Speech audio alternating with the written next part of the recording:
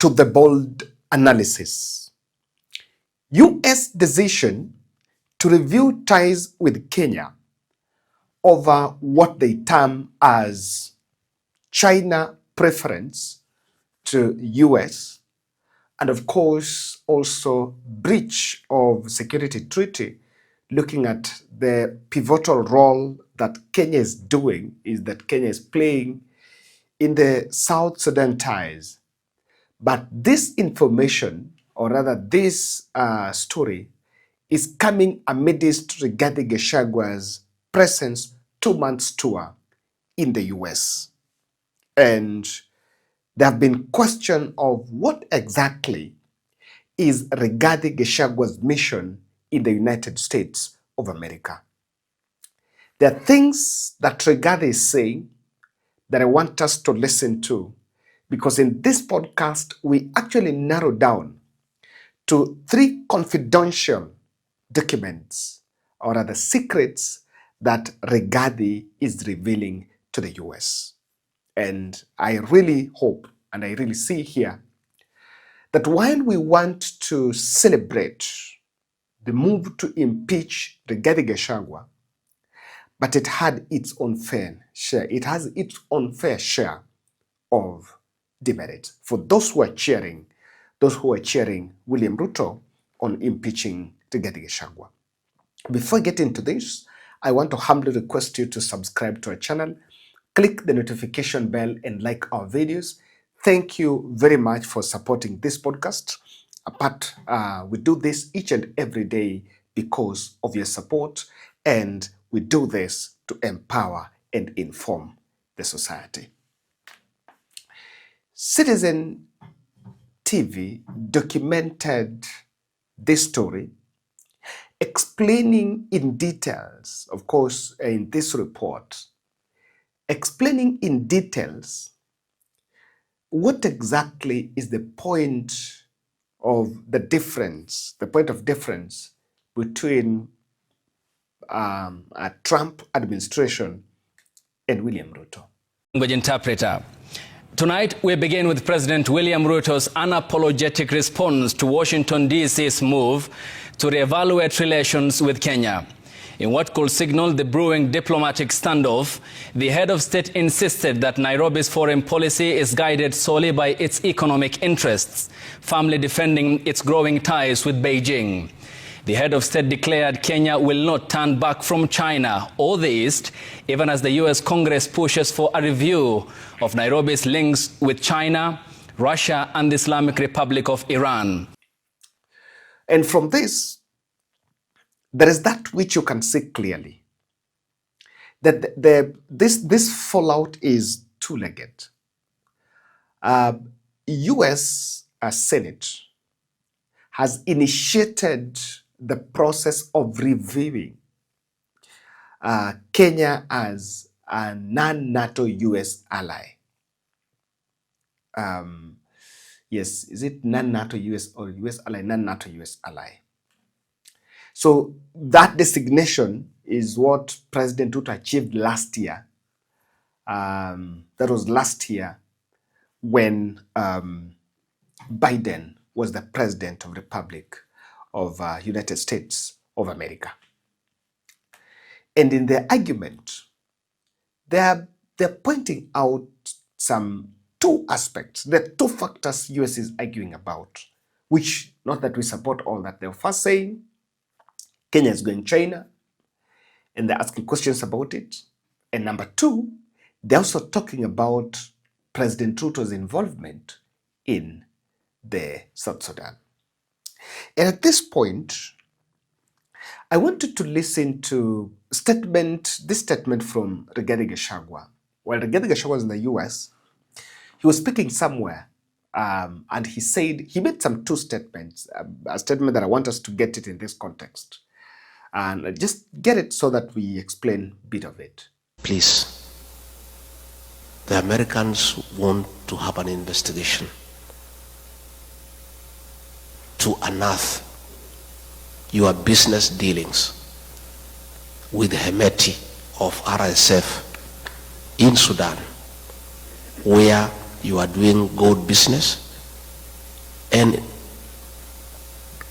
in reciprocity supplying arms to the terrorist group to kill women and children in Sudan. You cannot run away with it because we have the evidence. I was your deputy when those meetings took place. I have all the details. And we are giving those details to the Americans. And we are right here in America. And much as you think we are stupid, don't just think we are just here, just moving around. We are also here to put the Kenyan case to the American government and to Congress and to the Senate.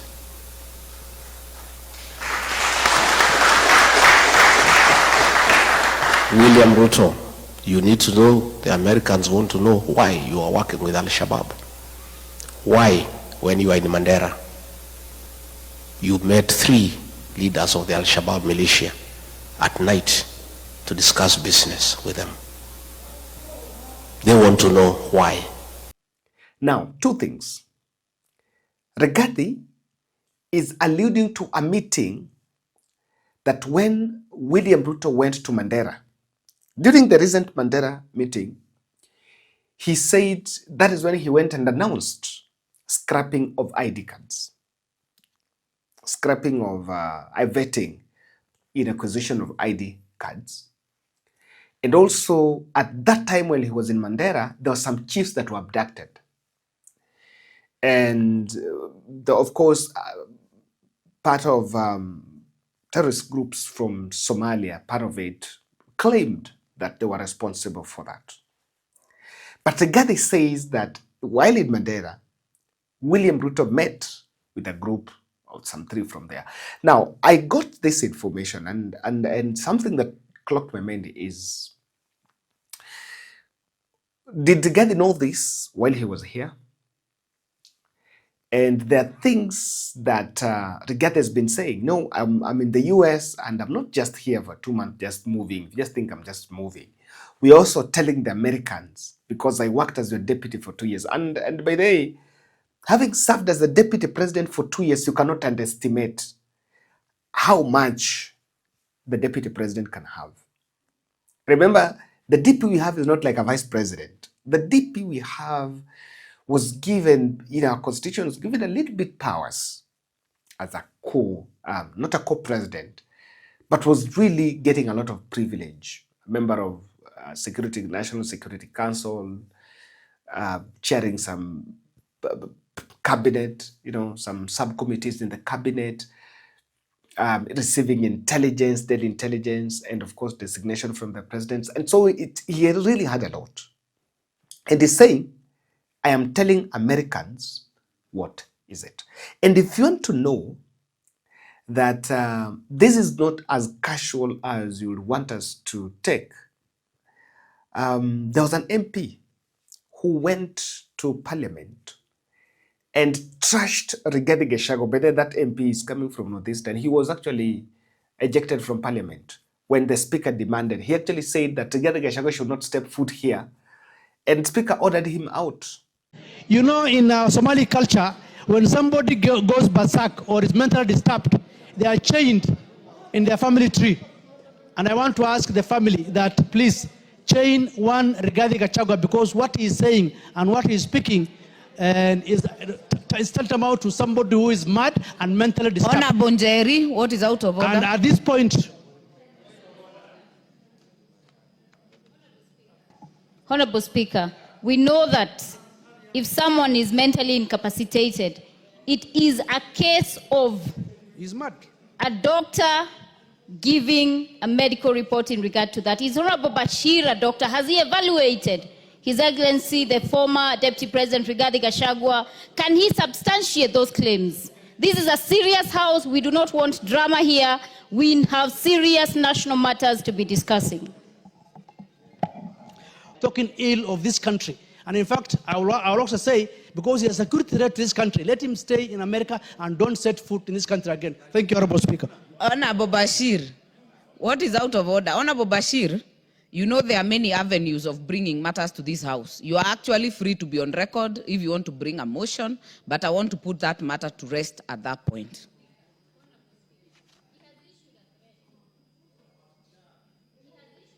done very well, but the last statement you will withdraw.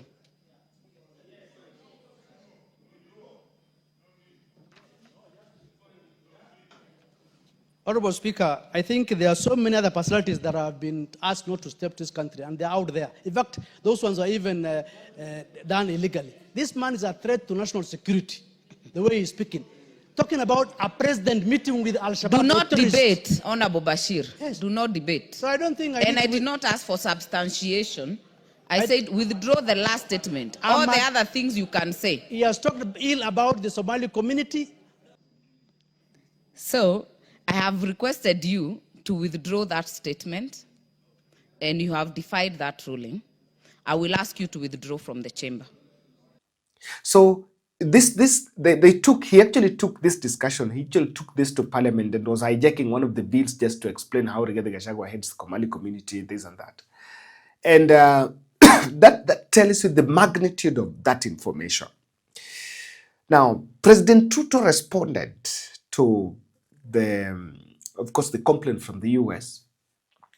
And on this one, he's actually talking about Kenya, why Kenya is opting for China and not the US. Some of our friends are complaining that we are doing too much trade with China. Honestly, I mean, you know, when I sat with President Xi, I had a very candid conversation, and I told him that Kenya is importing 600 billion of products from China. Yet we are only exporting 5%, according to Lee. You know, that trade imbalance is serious. They have agreed to a reciprocal arrangement between Kenya and China. They have agreed to remove all the tariffs on our tea, on our coffee, on our avocado, and all other agricultural exports. According to President Ruto, Kenya is not shaken with the review of its status, affirming Kenya's bid to diversify its international markets. We are progressing conversations with India. We haven't quite had a breakthrough with India. We haven't quite, we are very good with where we are with Turkey and Canada. President Ruto really achieved a lot. He went China way. He went China way. America is also a good partner. But I think we crossed the line with the conditionalism, the conditions that comes with it. Remember 2022 general election, we analyzed it here, and the critical role that America played in that election was very visible. You know, from what they said as funding, the IBC, and of course their presence at the National Tallying Center, and how they praised Ruto. They gave President Ruto immediate legitimacy, despite the fact that that election was highly contested. But if you look at China the other end, yes, they're also a little bit interested in democracy. You see them hosting, members of UDA. They've hosted members of UDA ruling party there. And they've also been hosted here. There've been some sort of an exchange program, but they're not as deep as how the US does it. However, you will understand that President Ruto is only responding to this matter in the context of trade wars. But there is one question that not even the president, not even the prime cabinet secretary always responds about. And this is the question of Hemedi. I don't know. Rigathi has mentioned this several times. This is not something he's saying for the first time. Even in several interviews, if you sample his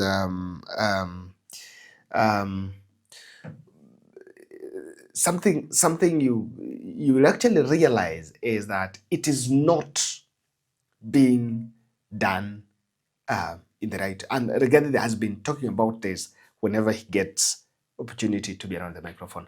When you understand, and this is what I realized, when you understand those who are cheering the president on impeaching Rigathi, their assessment is that barometer, that explanation is only looking at the local politics, the terrain in the local politics. And this is Ngujiri, yes, in a recent interview. need actually to respect me on this topic about Gashagua. Because I know Gashagua myself. I will listen. Gashagua was not impeached. Gashagua impeached himself. I will explain why when it reaches there. He impeached himself. Why? He became with the same level with the president. He disturbed him with the small cases. Inside there, Itumbe, I don't know what. That one I was there, I knew. Second thing, he fought with the MPs. You know, when Dede Nyoro, you know, the president, okay, or I say the system, or the intelligence, they are very clever. You can be balanced in one way or the other without knowing they are balancing you. Moi used to do, if he has an MP and he's not hearing him, well, or he's not coming, he's not being loyal to him, he's being defiant. When you go to the meeting and start Barasa, he will tell the DC and the other Nini, who is the opponent now of US, let him also greet people. So he want to balance you to see he has alternative way. You get it? So I think something was done. I think something was done for Gashagua.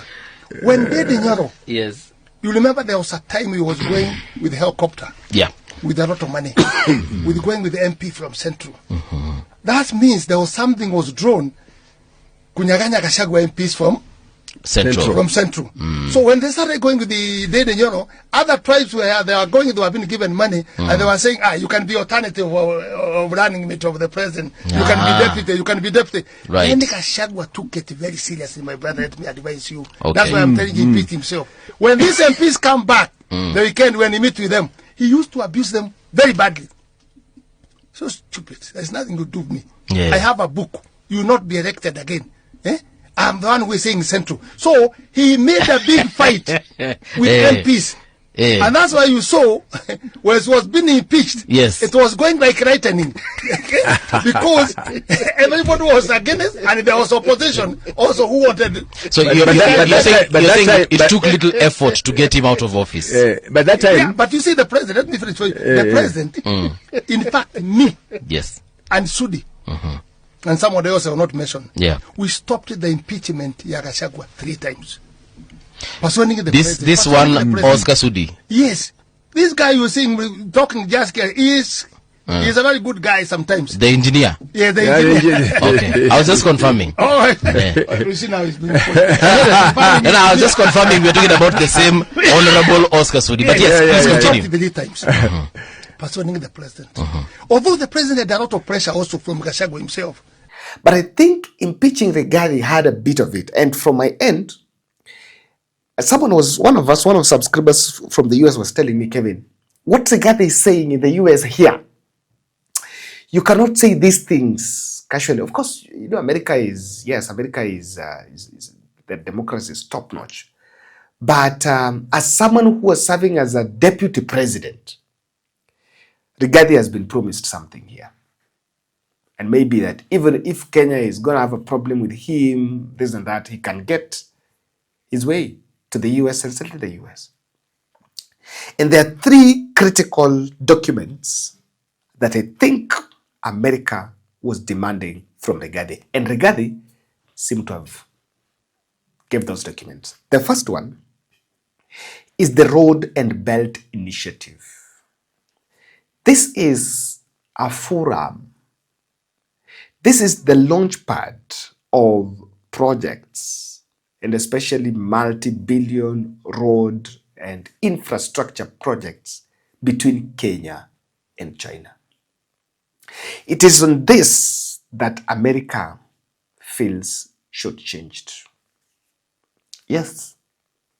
And having served in President Ruto's cabinet and also the allies here, remember, America is complaining about this, even though I'm not really supporting them on this, because if you look at what Uhuru Kenyatta achieved with China, it's remarkable.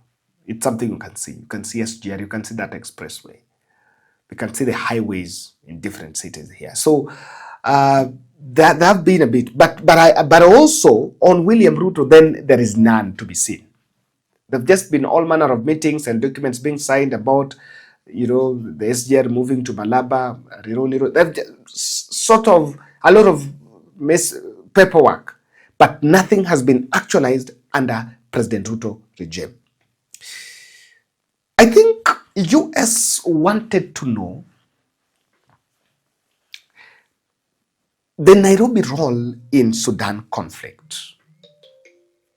And someone would want to, at this point, someone will be tempted to ask Kevin, why are they interested? Whatever people are fighting for in South Sudan is the minerals, is the control of minerals. And the conflict there is a ground for that business to thrive. When they're fighting, someone is smuggling the minerals and making huge fortunes from it. And most of them, that is why we realize that Nairobi plays a key role. There have been several articles published about guns that are making their way to the war-torn zone, but they're arriving through the Nairobi JKA. So these are factors, these are issues that are at hand at the moment. And I think, and of course, even that America is angling for those minerals.